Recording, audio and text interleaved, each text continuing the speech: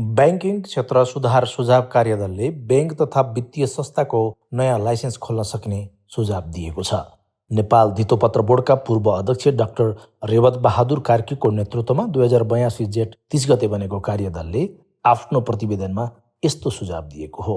Bank तथा वित्तीय संस्था खोल्ने र विघटन गर्ने हालको नीतिलाई पुनरावलोकन गर्ने कार्यदलको प्रतिवेदनमा भनिएको छ। हाल ब्याङ्क तथा वित्तीय संस्था खोल्न दिने स्पष्ट नीति छैन। यस्तै कुनै स्थापित संस्था विघटन सम्बन्धी नीतिमा समेत स्पष्टता छैन। यस्तै केन्द्रीय ब्याङ्कबाट इजाजत पत्र प्राप्त ब्याङ्क तथा वित्तीय संस्थामा स्तरीय विदेशी ब्याङ्क वा वित्तीय संस्थाको सेयर स्वामित्व भित्र्याउने तथा स्तरीय विदेशी ब्याङ्कहरूको सहायक कम्पनी तथा शाखा खोल्न प्रेरित गर्न समेत सुझाइएको छ। ब्याङ्क तथा वित्तीय संस्थाहरूको ब्याज दर र सेवा शुल्कहरूको एउटै ढाँचा बनाउने र एकै ठाउँमा तुलनात्मक विवरण हेर्न मिल्ने संयन्त्रको विकास गर्न समेत कार्यदलले सुझाव दिएको छ।